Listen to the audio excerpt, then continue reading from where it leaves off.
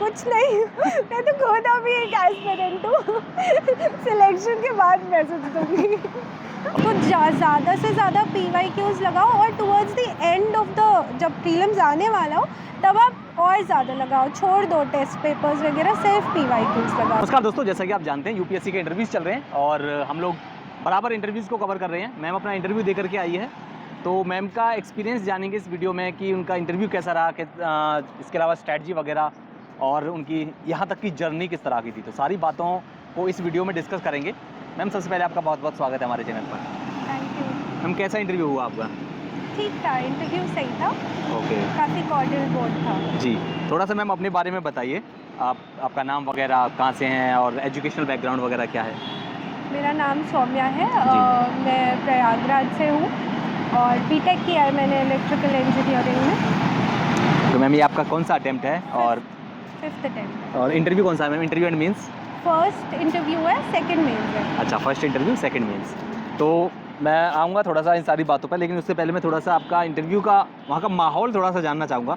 क्या माहौल था? गई होंगी जब आप काफ़ी ज़्यादा एंजाइटी फील कर रही होंगी, एंजियस होंगी काफ़ी ज़्यादा, और तो वहाँ जा कर के कैसा माहौल था अंदर का? बहुत चिल्ड आउट माहौल था, मतलब इट वाज डिस्कशन जैसा था बिल्कुल। वो आपके व्यूज़ ओपिनियंस पूछ रहे थे, आप बता रहे थे, फिर मान लो आप थोड़ा अटक रहे थे तो दे वर आल्सो हेल्पिंग। तो बहुत ही चिल्ड आउट था, कुछ ऐसा स्ट्रेसफुल नहीं था। बच्चे जो बाकी जो कैंडिडेट आ रहे हैं जिनका इंटरव्यू है, क्या कहेंगी यहाँ का माहौल है? उनके माइंड में यही चल रहा होगा जो फर्स्ट पहली बार इंटरव्यू देने आ रहे हैं कि पता नहीं अंदर का माहौल कैसा होता होगा, बोर्ड कैसा होता होगा। थोड़ा उनको बताएंगे कि क्या इस टाइम किस तरह से वो करें अपने आप को मैनेज? बहुत ही चिल्ड आउट माहौल है, कोई इशू नहीं है, बस आप अपना बैकग्राउंड अच्छे से प्रिपेयर करके आओ, दैट्स इट। ओके मैम, किस सवाल से शुरुआत हुई है आपकी? मैं प्रयागराज से हूँ तो ऑफकोर्स महाकुंभ से। उससे रिलेटेड इकोनॉमी कैसे जनरेशन हुआ, प्राइवेट सेक्टर का इन्वॉल्वमेंट, मतलब बहुत ज़्यादा डिस्कशन ऑन रिलीजन था कि टेम्पल्स जो है वो प्राइवेट सेक्टर क्यों नहीं रेगुलेट करता, तो वो प्रॉफिटेबल बन जाएंगे, और यही सारे मतलब अराउंड दैट ओनली। ओके, मतलब महाकुंभ से इस तरह के सवाल। हाँ। इसके अलावा और हॉबी क्या है आपकी? हॉबी से किस तरह का सवाल था? मेरी हॉबी स्ट्रीट फोटोग्राफी और वॉकिंग है, तो फोटोग्राफी से कोई सवाल नहीं था। वॉकिंग से एक सिचुएशनल सवाल था कि आप वॉक कर रहे हो और कोई क्रिमिनल दिखता है तो क्या करोगे, मतलब जनरलिस्टिक थोड़ा। अच्छा, इस सब के अलावा और क्या लगता है, IR वगैरह से कोई सवाल था? नहीं, इलेक्ट्रिकल इंजीनियरिंग बैकग्राउंड है तो थोड़ा EVs से रिलेटेड, और उसमें गवर्नमेंट क्या कर रही है, फिर पोल्यूशन वगैरह में EVs कैसे हेल्प करेंगे।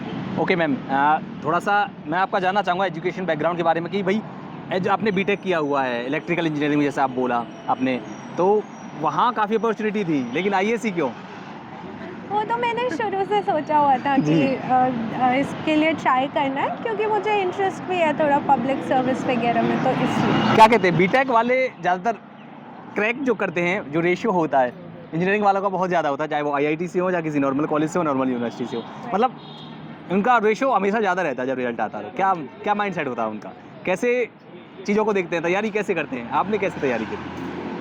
नॉर्मली जैसे सब करते हैं, इंजीनियरिंग तो बस एक एजुकेशनल क्वालिफिकेशन है ना, उससे ये डिटरमाइन नहीं होता कि आप सेलेक्ट होगे या नहीं होगे, बट मे बी बिकॉज ज़्यादा बच्चे कर रहे हैं इंजीनियरिंग, इसलिए ज़्यादा बच्चे इधर भी आ रहे हैं, otherwise it is same for. क्या उनका पढ़ने का तरीका कुछ अलग होता है? नहीं, मुझे तो नहीं लगता, थोड़ा सा परसेवरेंस उनमें ज़्यादा होता है, थोड़ा हार्ड वर्किंग में भी होते होंगे बट अदर देन दैट। कितना पढ़ती थी? आपका शेड्यूल क्या था? मेरा शेड्यूल नॉर्मली था, इनिशियल अटेम्प्ट्स में तो ज़्यादा पढ़ती थी, फिर धीरे धीरे जब चीज़ों का ग्रास्प हो गया तो नॉर्मल 6-7 आवर्स, और जब एग्ज़ाम्स आते हैं तो इंटेंसिटी थोड़ा ज़्यादा हो जाती है। अपनी इस जर्नी के बारे में बताइए, 5 अटेम्प्ट जैसे आपने बताया, थोड़ा सा जर्नी और यहाँ तक पहुँचने का जो माहौल, मतलब जो ओवरऑल आपकी तैयारी का जो रहा है, वो सारी चीज़ें थोड़ा सा बताइए। तो एक्चुअली मैंने फर्स्ट अटेम्प्ट कॉलेज के साथ ही दे दिया था, कोविड का टाइम था, कोचिंग वगैरह कुछ नहीं की थी, फिर मतलब मैंने ब्रेक्स नहीं लगाए अटेम्प्ट्स देने में, एक के बाद एक कॉलेज के साथ दिया, फिर नेक्स्ट ईयर दिया, तो फाइनली 3 अटेम्प्ट्स के बाद जाके पिछले साल मेरा क्लियर हुआ था, प्रीलिम्स मेंस दिया था मैंने, बट उसमें भी कुछ 30, 35, 40 मार्क्स से रह गया था, फिर इस साल दोबारा दिया। हाँ, तो मैम मैं आपकी थोड़ी सी प्रीलिम्स के बारे में आपकी स्ट्रैटेजी जानना चाहूँगा कि आपकी प्रीलिम्स की स्ट्रैटेजी किस तरह की थी? क्या आपने चीज़ों को किस तरह से लिया? क्या-क्या रणनीति आपने फ़ॉलो करी थी प्रीलिम्स के लिए? बेसिक बुक्स जो सब पढ़ते हैं वही पढ़ा था, करंट अफेयर्स न्यूज़पेपर और मैगज़ीन से फॉलो किए थे। बट सबसे ज़्यादा इम्पोर्टेंट वही PYQs होते हैं, उनको जितना आप लगाओगे, क्योंकि वो चीज़ यूपीएससी का पेपर कोई भी कोचिंग रेप्लिकेट नहीं कर पाती है। तो सिर्फ यूपीएससी के पुराने क्वेश्चंस ही आपके लिए एक वे होते हैं समझने का कि पेपर कैसे बन रहे हैं। तो ज़्यादा से ज़्यादा PYQs लगाओ, और towards the end of the जब प्रीलिम्स आने वाला हो तब आप और ज़्यादा लगाओ, छोड़ दो टेस्ट पेपर्स वगैरह, सिर्फ PYQs लगाओ जिससे कंडीशनिंग हो जाए ब्रेन की। हेलो दोस्तों, वीडियो में आगे बढ़ने से पहले आप सभी के साथ कुछ बातें साझा करना चाहूँगा। जैसे कि अभी आप मैम का इंटरव्यू देख रहे हैं, मैम ने बोला अगर यूपीएससी के प्रीलिम्स को क्रैक करना है तो आपको PYQ देखने पड़ेंगे। तो मैं आपके लिए लेकर आया हूँ 2012 से लेकर 2024 तक के सारे PYQ, अनसोल्ड PYQ है, इनका कोई सोल्यूशन नहीं है, अनसोल्ड PYQ है। साथ ही आपको पीछे इसमें आंसर की आपको मिल जाएगी, पीछे आपको यहाँ पर आंसर की मिल जाएगी, और ये अनसोल्ड हैं। आप अपना टाइम मैनेजमेंट, जो कि टाइम का प्रेशर होता है, उसे आप कंप्लीट यहाँ पर कर सकते हैं। साथ ही आपको CSET के भी 2012 से लेकर 2024 तक के सारे PYQ आपको मिलने वाले हैं। अगर आप ये लेना चाहते हैं तो स्क्रीन पर नंबर सो रहा होगा, वहाँ पे आप कांटेक्ट कर सकते हैं और उनको घर बैठे मंगा सकते हैं गणेश बुक शॉप से।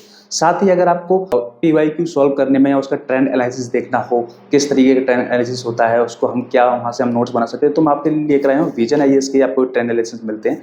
ये विजन IAS के PYQ जिसमें आपको पूरा डिटेल बताया गया है। कोई भी अगर क्वेश्चन आया है, किस ईयर में कितने क्वेश्चन आए हैं, पूरा डिटेल बताया गया है। तो ये आप स्क्रीन पर नंबर सो रहा होगा, वहाँ से गणेश बुक शॉप से इनको मंगा सकते हैं, ऑल इंडिया घर बैठे कहीं भी।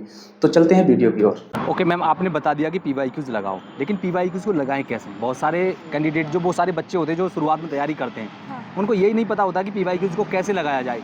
सिर्फ वो सवाल देख लेते हैं, ऑप्शन देख लेते हैं, और उनको लगता है कि बस हो गया हमारा काम, लेकिन काम वहाँ से आगे स्टार्ट होता है। क्या कहेंगी आप? दो चीज़ें होती है। पहले तो आप देखो कि हाँ किस पोर्शन से यूपीएससी ज़्यादा पूछ रहा है, किससे कम, वो एक चीज़ हो गई। उससे आपको पता चलेगा क्या अच्छे से पढ़ना है, क्या थोड़ा सा छोड़ भी सकते हैं। उसके अलावा यूपीएससी के PYQs देखो तो आपको एक पैटर्न समझ में आता है, ट्रेंड पता लगता है। हाँ, ट्रेंड पता लगता है कि मतलब इनफैक्ट फॉर दैट मैटर तुक्का भी कैसे लगाते हैं उसका भी एक तरीका होता है। एनवायरनमेंट में कुछ स्पेसिफिक वर्ड्स हैं जिनको आप देखोगे तो आपको आइडिया लगेगा कि हाँ इस तरह का तो सही हो जाता है, तो उस प्रोबेबिलिटी पे आप खेल सकते हो। आप कहीं तुक्का लगाएं, यानी कि एक जो गैस होती है ना? हाँ, मतलब एक हाँ, आप अपना वही। बेसिक तो उसको नॉलेज किस तरह से करें? उसको वही तुक्का लगाने वाला, क्या कुछ अलग टेक्निक फॉलो करनी पड़ती है उसके लिए, या कुछ प्रैक्टिस से वो आ जाएगा? क्या किया जाए उसके लिए? बार बार एजुकेशनल गैस जिसे बोलते हैं। हाँ, पहले तो आपकी स्ट्रॉन्ग बेस बन जाएगा जब जी। आपको पता चल जाएगा हाँ क्या चीज़ है। उसके बाद फिर जब आप बार बार PYQs देखोगे आपको खुद पैटर्न समझ में आएगा कि अच्छा एनवायरनमेंट के क्वेश्चंस ये हैं जिसमें अगर बहुत नॉर्मल लैंग्वेज यूज़ हो रही है, सम ये वो इस तरह के वर्ड्स यूज़ हो रहे हैं, तो वो यूजुअली सही होता है। मतलब एक प्रेपरेशन के बाद फिर आप वो चीज़ें पकड़ सकते हैं। मैम, नोट्स वगैरह बनाए आपने? हाँ, किस तरह से बनाए नोट्स को? क्या किसी एक सोर्स को ही लिया, या कई सोर्सों को मिला करके कंबाइन करके तब जाके नोट्स बनाए आपने?